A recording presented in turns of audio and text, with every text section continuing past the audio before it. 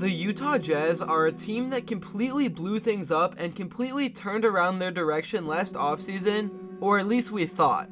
Nah, I'm just kidding, but the Jazz did find some players in Collin Sexton and Lauri Markkanen who can be their next stars. In the first few games of the season, Young Bull has been scoring around 20 points off the bench, and Lauri Markkanen is coming off a big 30-point game and a big win against the Pelicans. And not only that, the Jazz have found some consistency in what they're doing so far into the season. In this video, I'm going to be talking all about the Utah Jazz and why I think their future is so bright, or at least until they trade everyone away to tank better. But anyways, now since the NBA season is finally starting to roll around, I'm going to be pumping out as much content as possible, so I would really appreciate all your support. It only takes 5 seconds to like and subscribe, plus you can always change your mind. I'm on the road to 6K subscribers, and I know you all can help me get there very fast. So the Utah Jazz have started out the NBA season in unexpected fashion, and their new players are really stepping up and already buying into their new system. Again, I don't know if Jazz fans would consider winning a good or bad thing, but they've got a lot of trading to do if they want to tank, because this team is deep with over 10 players capable of starting. Obviously, eventually they will come back down to earth, but for right now, the new guys like Collin Sexton and Lauri Markkanen are really stepping up. To me, it's funny how previous Cleveland Cavaliers players continue to step up and help other teams when they're gone. Anyways, for Collin Sexton, I am so happy to see that he has found his new home and he is already showing out and proving why he should be a starter. Although him coming off the bench has actually been working so far. I'm going to talk more about Collin Sexton later, but now I want to move on to talk about the NBA power rankings, because no joke, the Jazz were ranked number 5.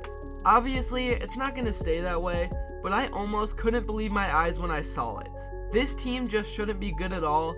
They have no paint protection, no stars, but again, they are very deep with solid role players. Even guys like Malik Beasley have really stepped up and helped this team off the bench, averaging double figures per night. Eventually, like I said, all of this is gonna head downhill, but I've been enjoying this NBA season so far as much as I can, with all the unpredictable things happening and crazy storylines. So far, we have seen teams like the Jazz, the Trailblazers, and the Wizards off to hot starts, and teams like the Nets and the 76ers have been really struggling. And then of course we have the Lakers, but they are on their own tier of miserable. Anyways, getting back on the Lauri Markkanen hype train, Lauri is doing things on the Jazz that not even Rudy Gobert could do.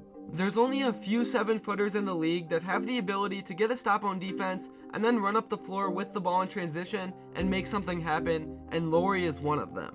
As a Cleveland Cavaliers fan, I knew Lauri was a special player, but now that he finally has his own team and has the green light, he is really unleashing his potential, and he's looked like an all-star so far into the season. Even though Lauri had success last year with Cleveland, it did feel to me that he was limited on offense and never got the chance to show just how great of a player he was. And that leaves us with one question now. What should the Jazz do? Because they are kind of in a very weird situation. Obviously, winning is always a good thing in the NBA, but with the generational prospect looming in next year's draft, it's kind of funny how the Jazz built their roster to tank, but they are failing miserably. And they definitely did a bad job of constructing a losing team, because there is so much depth, and despite of the weak rim protection, this team plays hard and together. It's sort of reminding me of the 2019 Brooklyn Nets. So the question is, should the Jazz trade Lauri Markkanen eventually, or should they trade away everyone around him?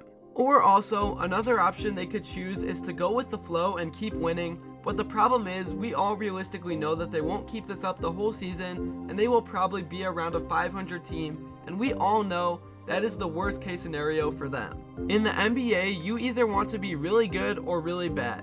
Being right in the middle really gets you nowhere, because then you will have a mid-round draft pick and you won't be able to improve, and you will be stuck in the cycle. One thing I will say is that Danny Ainge definitely did a great job of blowing up last year's team and getting a ton in return. Despite the fact that they're still somehow winning right now, I did not think in any world that Rudy Gobert was worth what Danny Ainge got for him, but somehow he still pulled it off and got a ton of draft picks and prospects. Then with Donovan Mitchell, Ainge also brought in basically 5 more first-round draft picks, along with 8th pick Collin Sexton, and then Lauri Markkanen, who has been the star of the show so far this season. I've seen around the league that GMs have been saying that this year you will see the most amount of so-called tanking we have ever seen in NBA history. But it doesn't seem to be that way so far at all. The Jazz are good, the Trailblazers are super hot, and also the Spurs are doing pretty well. According to an interview by an NBA GM, Victor Wembanyama will add over $500 million of value to the franchise that gets to draft him.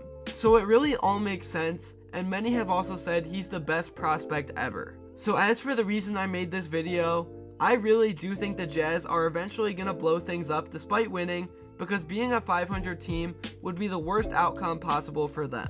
I think the first person that's going to be out the door for the Jazz is Jordan Clarkson, and here is why.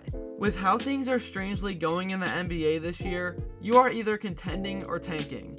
The 10 teams that are contending are obviously going to be going for a championship this year, so those teams are going to be buying at the trade deadline, and all the other teams are going to be selling. So I think a team that's buying is going to be willing to give up their first round picks in order to get a player like Clarkson.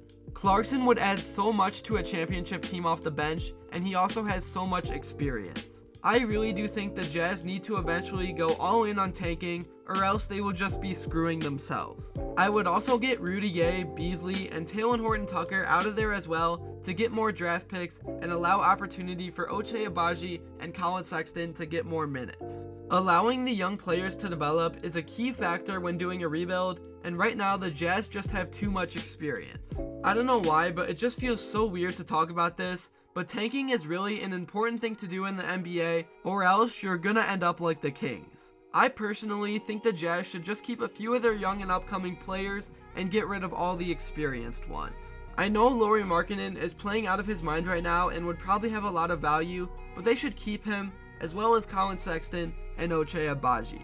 They will still be a fun team and have a bright future with that core alone, and it will set them up way better off down the line. That's all I have to say in this video. There has just been so much craziness going on in the NBA so far this season, and I love it. I covered a lot, and obviously there is so much more to talk about. I cannot wait for this season to get going. I'm going to continue to pump out as much content as possible, so I would really appreciate it if you join me along for the ride. I'm on the road to 6K subscribers, and I believe y'all can help me get there. Also, one more thing, make sure to comment below what you want to see next. Anyways, thank you all for watching, and until next time, I'll see you all later.